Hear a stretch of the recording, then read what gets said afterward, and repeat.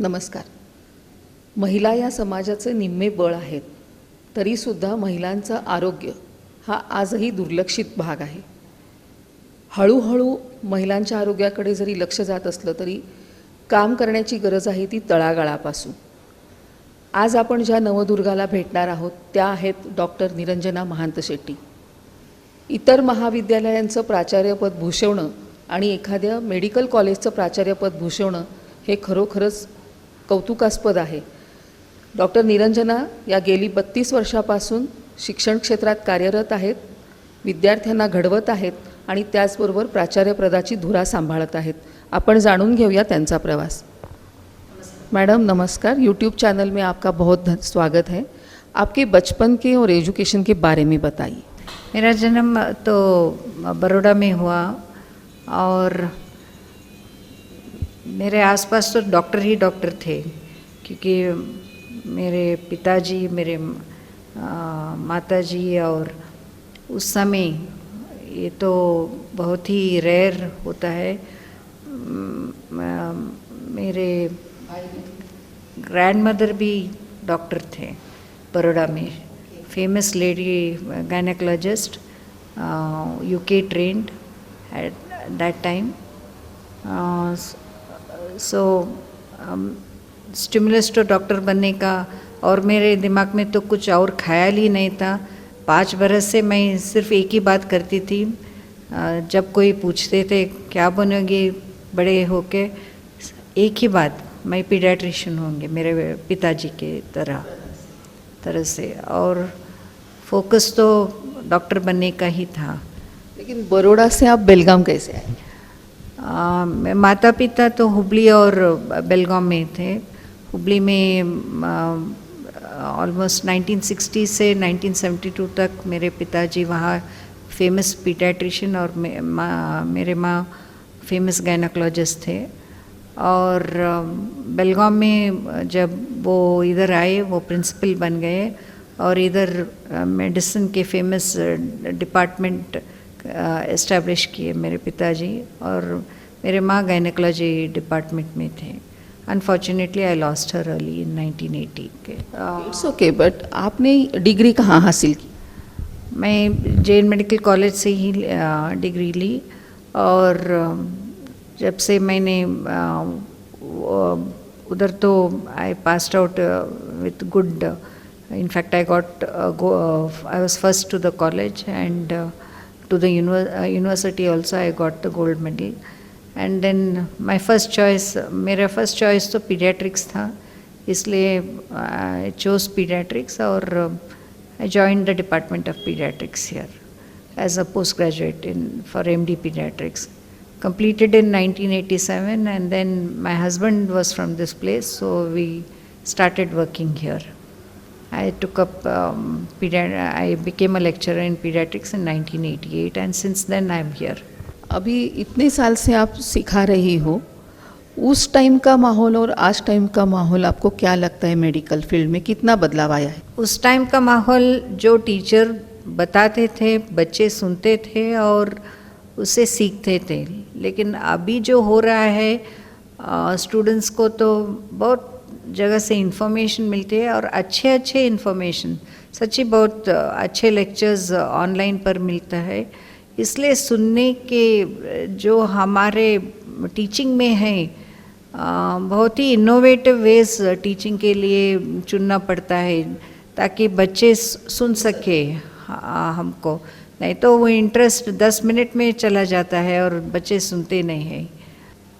इसलिए रोज़ कुछ नया सोचना पड़ता है. टीचर को ज़्यादा काम करना पड़ता है आजकल. तब क्या होता था, जो हम लेक्चर 10-12 साल से लेते थे वही लेक्चर हम देते थे तो बच्चे सुनते थे. अभी वैसा नहीं है, हमारे ही लेक्चर उनके पास रहते हैं. बहुत चैलेंजेस आई है. JNMC में रहकर आपने बहुत रिसर्च भी किया है, बहुत in coordination with some other institutions or some other foreign fundings etc. तो उसके बारे में. मैं फॉर्चुनेट थी, तब हमारा रिसर्च फाउंडेशन में डॉक्टर कोडकिनी थे, और फोकस था वुमेन और चाइल्ड हेल्थ का रिसर्च, इसलिए department of obstetrics and gynaecology और पीडियाट्रिक्स में बहुत रिसर्च चला 2000 से। हमारे पीडियाट्रिक्स में तब मेन कॉज ऑफ मरण के मेन कॉज, शिशु मरण के मेन कॉज था बर्थ एस्फिक्सिया। जो बच्चा रोता नहीं है जब जन्म पर, तो उसका बचना बहुत मुश्किल था। तो सिंपल बहुत छोटे से इंटरवेंशन, जैसे बच्चा नहीं रोता तो सिर्फ एक बैग और मास्क लेके उसको श्वास लेने की ताकत जो बढ़ाना चाहिए था, वो सुविधा नहीं थी, जैसे पीएचसी में नहीं थी। और होम डिलीवरी तब 50% होता था, तब घर में भी नहीं मिलता था। तो हमने सिर्फ ये जो टेक्निक है देने का, श्वास देने का, हमने सिर्फ नर्स और डॉक्टर्स को नहीं सिखाए, दाइस को भी सिखाए, ताकि जो होम डिलीवरी होती है उसमें भी वो सुविधा बच्चे को मिल जाए और वो बच सकता है। और इससे हमने जो तब 63 पर 1000 मॉर्टेलिटी था, इस सिंपल सुविधा से जो बैग एंड मास्क हमने सबको दिया और वो टेक्निक जो सिखाए, उससे हमने 19 पर 1000 को लेके आए नवजात शिशु मरण का। और यही सुविधा, यही टेक्निक जो सिखाने का था, वो जो एक चेकलिस्ट बनाए हैं और ये सब हमने जो वो रिसर्च में किया था, वो इंटरनेशनल कोलैबोरेशन के साथ हुआ था। जो ग्लोबल नेटवर्क और वुमेन और चाइल्ड हेल्थ बोल के एक एसोसिएशन है यूएस में, और NIH फंडिंग के साथ हमने किया था। यही टेक्निक हमारे भारत देश ने उसको एक्सेप्ट किया और नवजात शिशु सुरक्षा कार्यक्रम बोल के एक कार्यक्रम सभी देश में फैलाकर अभी जो शिशु मरण का रेट है वो 23 पर 1000 है, नवजात शिशु मरण। Pioneers for this programme. We thought them that it is ये पॉसिबल है, हमने दिखाया।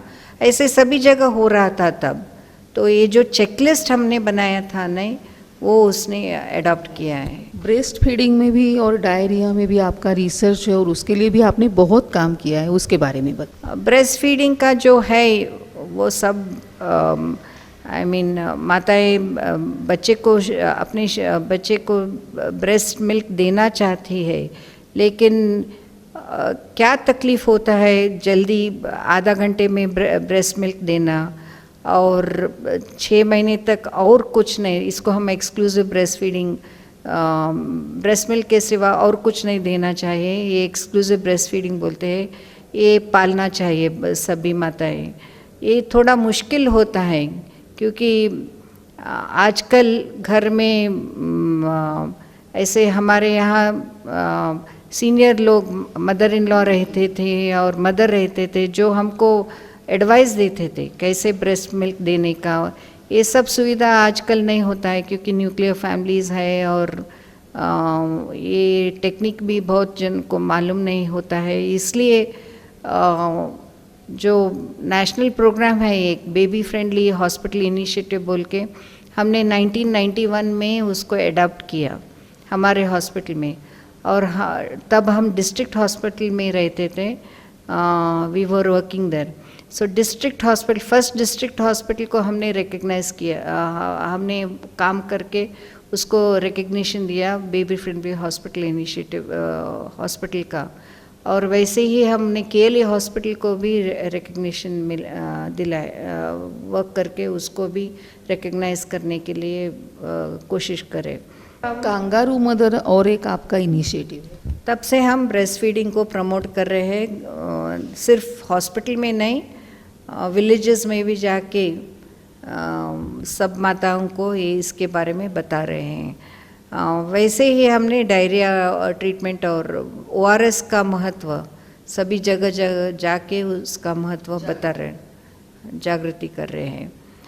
क्योंकि ORS है लेकिन उसका उपयोग घर में 30% से कम है, इसलिए उसको उसका जागृति हम सब जगह दे रहे हैं। उसके बाद हमने कंसंट्रेट किया है प्री टर्म, और जो 9 महीने से पहले बच्चे पैदा होते हैं उनके लिए 2-3 इंटरवेंशन करने से वो बचा सकते हैं। एक है उसको गर्म रखने का। हम सब हॉस्पिटल में ये मशीन ओपन केयर जो बोलते हैं वो उपयोग करते हैं, लेकिन ये जो गर्म रखने का सुविधा एक माँ ही दे सकती है, और नहीं तो और कोई भी रिलेटिव अपने आंख पर वो बच्चे को डाल के वो गर्म रख सकते हैं। उसको हम कैंगरू मदर केयर बोलते हैं। ये छोटा सा इंटरवेंशन, जल्दी से बच्चा गर्म भी हो जाएगा, दूध भी अच्छी तरह से आएगी और बच्चा जल्दी से डिस्चार्ज भी हो सकता है, और इससे उसको उसका वज़न भी जल्दी बढ़ जाता है। ये सिंपल टेक्निक जो है सब माताएं जो 2.5 kg से कम रहता है बच्चे को दिए तो बहुत अच्छा होता है। और उसी तरह इंटरनेशनल रिसर्च हमने किया है, एक ड्रग देने से, उसको बोलते हैं स्टेरॉइड, डेक्सामेथासोन ड्रग। माँ जब लेबर में रहती है या बच्चे को जन्म देने से पहले 24 घंटे या उससे कम एक इंजेक्शन ये दिया तो वो बच्चे का जो फेफड़े है वो मैच्योर हो जाते हैं और वो बच्चे को सांस लेने में तकलीफ़ नहीं होती है। उससे बच्चे वो जो प्रीटर्म बच्चा है वो बच सकता है। ये हमने ऑलमोस्ट 20 PHCs में किया है इसका इंटरवेंशन, और दिखाए हैं क्या प्रीटर्म बेबीज़ में ये ड्रग देने से बच्चे को फ़ायदा या लाभ हो सकती है। मैंने बहुत रिसर्च किए है। हमेशा हम कहते हैं कि अभी भी समाज या घर में औरतों की हेल्थ पर इतना ध्यान नहीं दिया जाता है, वो एक वास्तव है। लेकिन औरतें भी अपने हेल्थ के बारे में उतनी अवेयर है क्या, और किसी ने नहीं दिया तो वो खुद क्यों नहीं ले सकती? ये आपने बहुत सच्ची बात कही है। औरत हमेशा अपने हेल्थ को निगलेक्ट करती है, हमेशा फैमिली या बाहर के इसको बहुत इम्पोर्टेंस देती है। लेकिन ये नेग्लिजेंस नहीं होना चाहिए। आजकल जो भी औरत लोग हैं सिर्फ घर के काम नहीं करते हैं, बाहर भी काम करते हैं, इससे उनको डबल स्ट्रेस होता है, और इसलिए आजकल डायबिटीज़, हार्ट डिजीज़ जो पहले आदमी लोग में रहते थे आजकल औरत लोग में भी ज़्यादा हो रही है। इसलिए जितना ख्याल आप अपने परिवार के लेते हैं उससे ज़्यादा ख्याल अपने हेल्थ पर भी लेना चाहिए। जैसे रेगुलर चेकअप के लिए जाना, वो उसका उपयोग करना ही चाहिए। 6 महीने को एक बार ब्लड प्रेशर, शुगर 35 इयर्स के बाद देखना ही चाहिए। और जो कैल्शियम है, क्योंकि हमारे हड्डी बहुत कमज़ोर होती है, स्पेशली लेडीज़ का, 35 इयर्स के बाद कैल्शियम चालू करना चाहिए। ये सब छोटे छोटे चीज़ है, लेकिन उसका ख्याल करना ही चाहिए। जब भी एक महिला बहुत सुपीरियर हो जाती है और कोई बड़ा पद निभाती है तो नेचुरली हमारे सबऑर्डिनेट्स को थोड़ी सी तकलीफ़ हो सकती है, या नहीं तो उनका एक मेंटालिटी अलग होता है, तो उस टाइम में कैसे हैंडल करना है? नहीं, एक मैंने सीखा है, उनके साथ काम करना चाहिए, ऑर्डर नहीं करना चाहिए कभी भी। उनके साथ बैठ के आप काम करेंगे तो कितने भी जूनियर्स है उनको लगता है हम उनके सपोर्ट कर रहे हैं और उनके जो तकलीफ़ है हम समझ सकते हैं, तो कॉपरेशन डेफिनेटली मिलेगा। लेकिन कंधे आप उनके साथ बैठ के काम करना चाहिए और रोज़ डिस्कस करना चाहिए क्या होता है, या वो जो है कमांड रहना चाहिए, बट यू आर कंट्रोल तो तुम्हारे अपने हाथ में रखना चाहिए, तब वो काम हो जाता है। आज की महिलाओं को आप क्या संदेश देना चाहोगी as a doctor, as a principal? आज की महिलाओं को एक संदेश मैं आजकल मैं देख रही हूँ कि महिला लोग जो काम करते हैं वो सब फाइनेंशियल जो सिक्योरिटी उनको आ जाता है वो मिसयूज़ हो रहा है घर में। वो क्या समझती है, I am equal to all others including the men. वैसा नहीं रहता है, each one has to contribute family के लिए। इसलिए वो जो फाइनेंशियल सिक्योरिटी है वो अच्छा है, लेकिन सुपीरियरिटी जो वो जो कॉम्प्लेक्स आ रहा है वो ठीक नहीं है औरत लोगों को।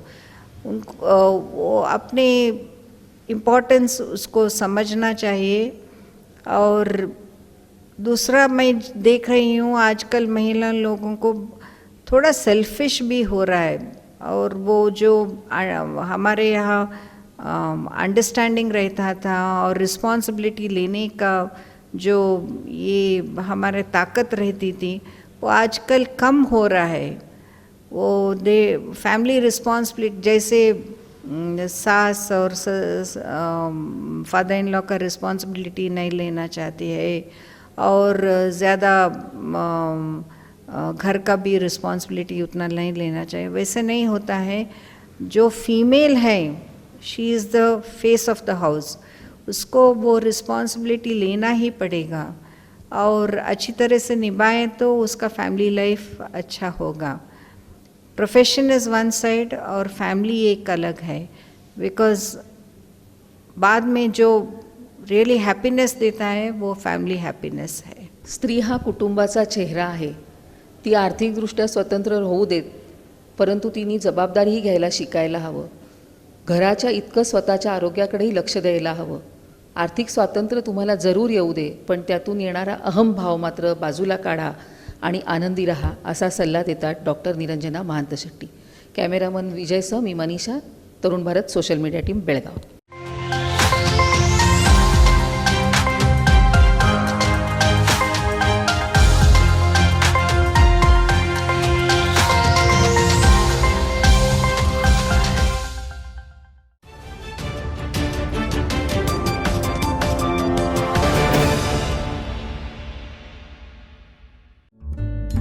सबस्क्राईब करा तरुण भारत न्यूज चॅनलला आणि ताज्या घडामोडी सर्वात आधी जाणून घेण्यासाठी बेल आयकॉनवर क्लिक करा.